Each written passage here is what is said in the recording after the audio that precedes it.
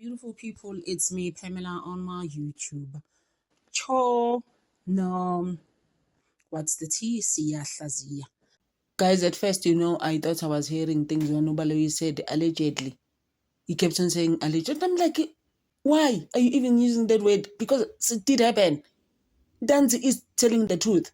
What's wrong with you? Episode it's allegedly. The whole thing of 3 million rands that was offered to Ntanzi to say, okay, I did actually analyze sense of me. Ntanzi was like,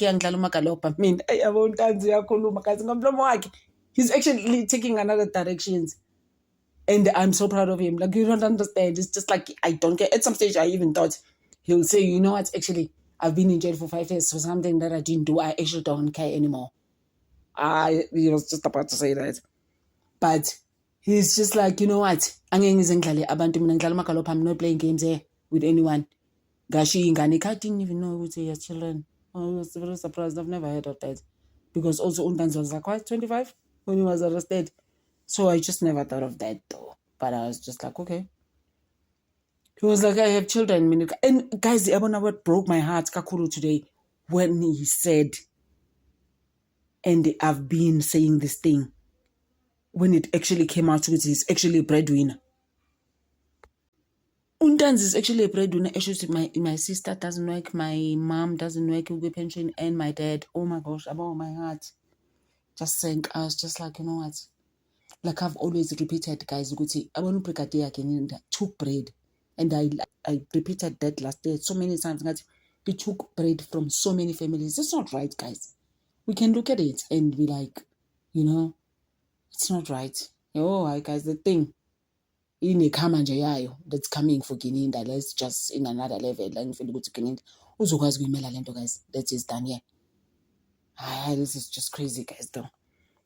So I like that about him. He's just like, you know what? This is my story and I'm gonna tell it. And Uratsaveli stopped to Fagaza in the Basga and Tanza because he was just like, oh, I'm with a phone.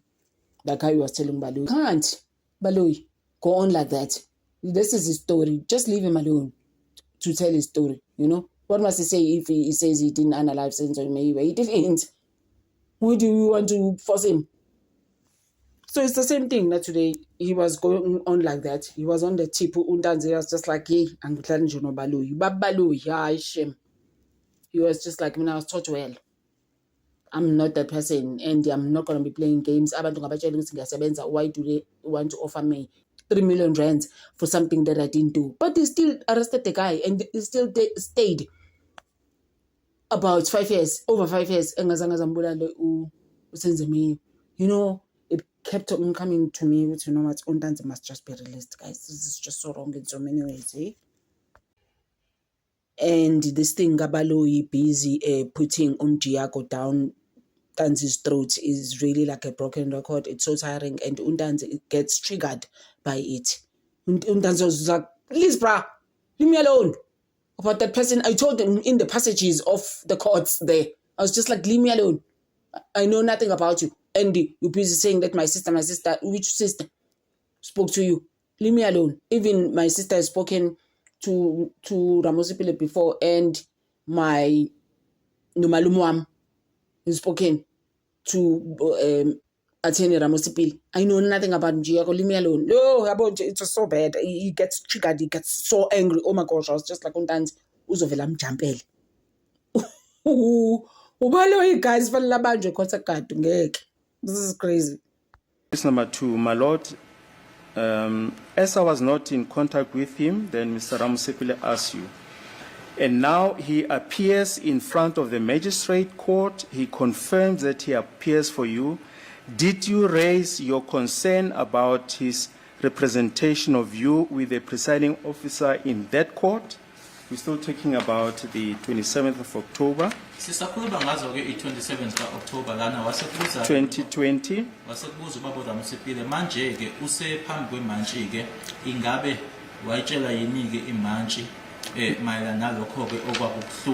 Now, the following, your response is important at case number 2. On the first appearance, that is now on the 27th of October, 2020, I did not raise anything, my lord, Manje ke lana kusemqoka impendulo owayinikeza ubaba uRamsipile nkathi ke kuhloma imibuzo.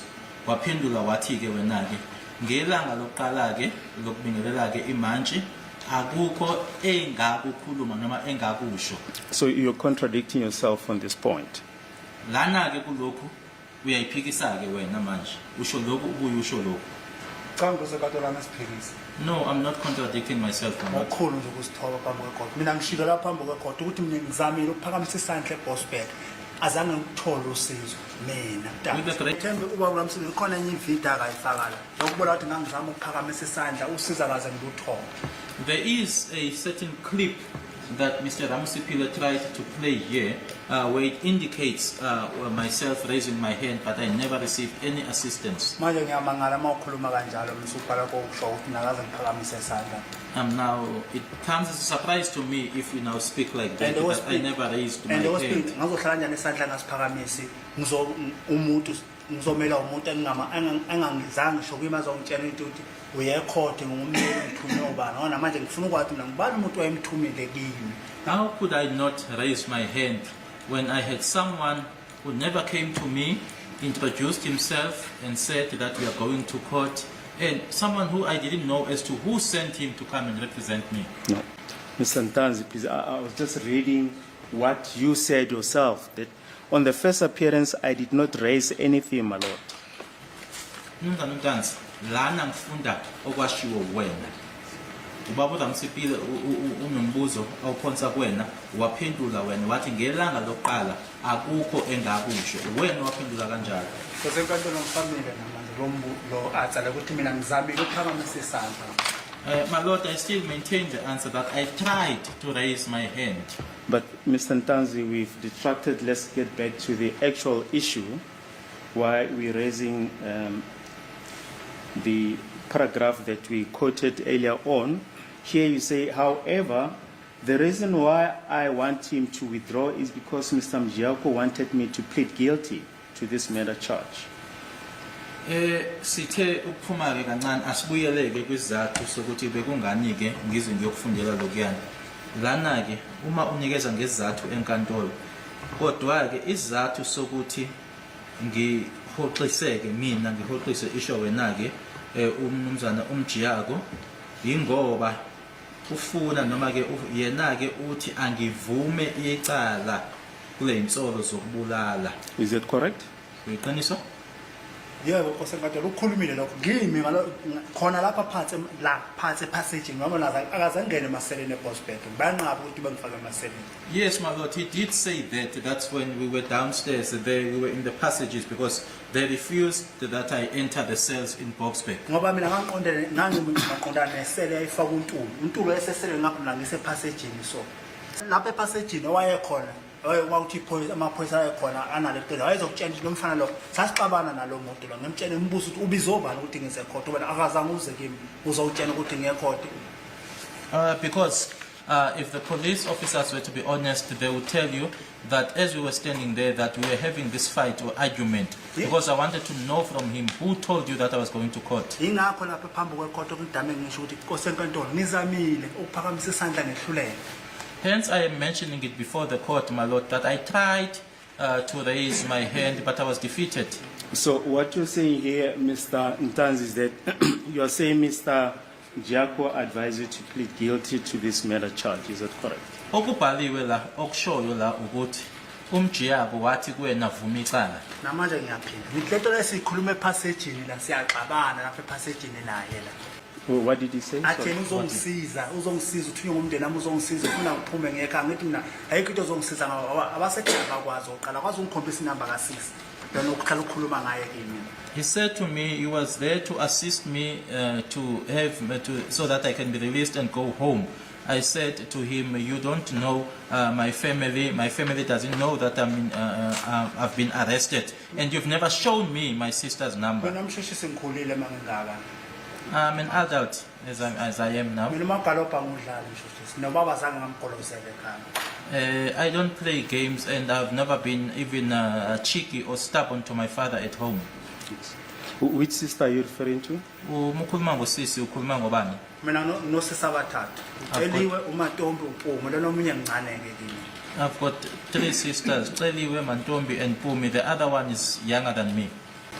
Now, what would this guilty plea to murder have entailed? Manje ke ukuvuma icala lokhu ke kwakuyini noma wayithini ke ngalokuvuma icala. Nkosenkantolo, sisemaseleni phansi uthena kimi uzongisiza. Ngimbuza mina uzongisiza ngani? My Lord, we were down there at the cells. He says to me, I'm here to assist you. I then ask him, to assist me with what? Ngoba namanje nje ngiboshiwe. Angizazi ukuthi ngiboshwe ini mangize lapha ekhota angizazi ukuthi ngiboshwe. Because right now I'm arrested, or I've been arrested. I don't even know. I'm about to appear in court. I don't know why or for what reason have I been arrested. Angitshene yena ukuthi hayi uzongisiza. He then Kodwa told me that he was there to assist me, but kunezinto lezi asazoyilanda kubashushise asafuna ukuzibona. Athi leli cala linzima kusho yena kimi. he then said to me that this was a difficult case. Uma kuyikuthi icala ngiyalazi angithatha icala ngamtshela ngathi baba mina nginaso isikhathi sokudlala ngimdala manginganginengane. He then said to me, if I had some knowledge with regards to the matter, I should then take it upon myself. I said to him, I don't have time to play, I have children. Uyaphinda nongitshela ngedili uthi akunedili soso ngithi anginadili namaphoyisa. He then told me about a deal, that there was this particular deal. I then said to him, I have no deal with the police. Yingakho mangene ecourt ngiphinde ngiphakamise isandla usizo ngalitholi. Hence, when I got to court, I raised my hand and then I did not receive any assistance. Now, what did the deal entail? Yini? Uma ikhuluma ngedeal wayethi kuyini? Yini ela kule deal? Noma Uthi ke uthini? Nkosenkantolo kunedili kunemali ebekiwe u3 million. He said, my Lord, that there was a ransom that was put aside, 3 million. Yes, what about the 3 million? Wenzani 3 million? Angithi uthi deal sibosho idili ukuthi fanele kube khona into ezovuma icala nikezwe le mali angeni. He said that this was the deal that we'd been arrested and then one had to take the blame and then that person would then be given this amount. Ingakho mina ngimtshela impela ukuthi anginasikhathi sokudlala ngaphandle ngigidela ingoma ngiyisebenzela ezamabulalana angizazi. Hence I said to him, I have no time for games. When I'm outside, I perform the traditional dance. When it comes to killings, I know nothing. So the deal about the 3 million came from Mr. Njiako. Nkosenkantolo indaba ka3 million uzwayiveza na sengizwile mina ngephoyisa ekuthiwa iphoyisa elikhulu lapha ekhose ngizwile mina ngephoyisa elikhulu. My Lord, when he mentioned the 3 million, I had already heard about that 3 million from a senior police officer, or the person that was referred to here in court as a senior police officer. Who's that? Ubani loyo? Ubaba uGeninda. Gininda. Yes. Yebo. Where was that? Kwakukuphi nendawo? And when was it? Kwakukuphi nendawo nini? Lapho kwakuse police station lapho Nkosenkantolo. uGeninda ekhuluma nami. When Gininda spoke to me, Which police station? yiphi yona? Ama police station ngisazi ukuthi mabona la ngoba namshisi bengihlala ama police station amaningi bengilaliswa ngapha ndaliswa ngapha zogcina police station ngazi namhlanje ngizolala lapha. I don't know, because I was kept at different police stations. I would be kept here, taken to the next police station, and we end up not knowing where Angisazi we noma would be yiyo kept. angisazi noma yiPretoria Moda angisazi kahle noma yiyo ngisakhumbula kodwa kahle. I can't remember well whether it was Pretoria Mood. And when did Brigadier Gininda allegedly came to speak to you about this 3 million? Manje ke weza nini kuwena uBrigadier Gininda ezokhuluma ngawo lo 3 million lo? Umshisi angisakhumbula idate mina. I can't remember the date. Yes, but do you agree this is very critical? The aspect of the 3 million is critical. Ngabe uyavuma yini ukuthi udaba lolu lo 3 million udaba olusemqoka kakhulu? Lusemqoka kuye mina ngoba mina ngigangile. Lusemqoka kuye mina ngigangile. To him it is critical, because I committed no crime. It is critical to him. Mawuzoza kimvele ngobugebengu uzofika wena uhambe phambili mina ngesona isigebengu uzoza ngemuva. If you come to me with some criminal mindset, indeed you are going to go ahead, to be ahead of me, and me, who is not a criminal, would then follow you. You see, Mr. Mngomezulu made the following proposition on the 25th of January 2024. Just a moment. 25. 25 January 2024, page 22, to Brigadier Gininda. And we quote, the point that I'm driving to is when he was taken to Primrose, you also came in Primrose. You met him there, I think on the 20th.